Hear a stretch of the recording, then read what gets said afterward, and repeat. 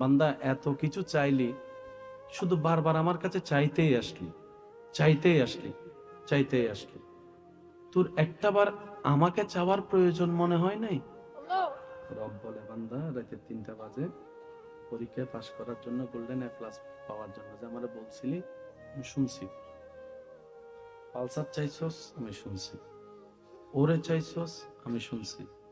বিদেশের ভিসার জন্য চাইছস, আমি শুনছি। একটা চাকরির জন্য তুই কান্নাকাটি করছস, আমি শুনছি। ব্যবসায় লাভের জন্য তুই দোয়া করছস, আমি শুনছি। সুস্থতার জন্য চাইছস, সেটাও আমি শুনছি। জায়গা কেনার জন্য বরকত চাইছস, সেটাও শুনছি। বান্দা এত কিছু চাইলি, শুধু বারবার আমার কাছে চাইতেই আসলি, চাইতেই আসলি, চাইতেই আসলি। তোর একটাবার আমাকে চাওয়ার প্রয়োজন মনে হয় নাই? তুই একটাবার আমাকে চাওয়ার প্রয়োজন মনে হয় নাই তোর? তোর কাছে আইফোন ইম্পর্টেন্ট। আইফোন না পেলে তুই ভাত বন্ধ করে দিচ্ছিস। তুই গাড়িটা না পেলে, তোর স্বপ্ন পূরণ না হলে তুই সুইসাইড করে ফেলতেছিস। আমার জন্য কখনো এরকম অন্তর কি তোর কান্না করেছে?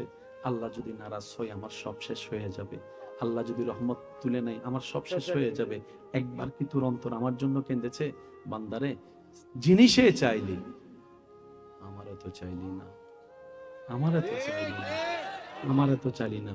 অথচ তুই বান্দা হাজারটা জিনিসের লিস্টি না করে একবার যদি একটা লিস্টিতে থাকবি, থাকতে পারতি, মওলা শুধু তোমাকে চাই, তোমাকে চাই, তোমাকে চাই, তোমাকে চাই, তোমাকে চাই। একটু জোরে বলি না সুবহানাল্লাহ।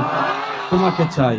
কেউ যদি বলে গোল্ডেন এ প্লাস চাস না কেন, আপনি বলবেন যে জ্ঞান দিয়ে এ প্লাস পাওয়া যায়, সে জ্ঞানের মালিককে চাচ্ছি, জ্ঞানের মালিককে চাচ্ছি। কেউ যদি বলে ব্যবসার মধ্যে বরকত চাস না কেন, আপনি বলবেন যার থেকে রিজিক বন্টন হয়, সেই রাজ্জাককে তো চাচ্ছি আমি, সেই রাজ্জাককে চাচ্ছি। এবার আপনি বলবেন ওই স্রষ্টাকে যদি একবার পেয়ে যায়, আমার কোনো কিছুর কমতি হবে না। রাজ্জাক যখন আমার হবে, রিজিকের কমতি হবে না। আল্লাহ যদি আমার হয়, জ্ঞানের কমতি হবে না। ইজ্জত দাতা যদি আমার হয়, দুনিয়া এবং আখিরাতে সম্মানেরও কমতি হবে না।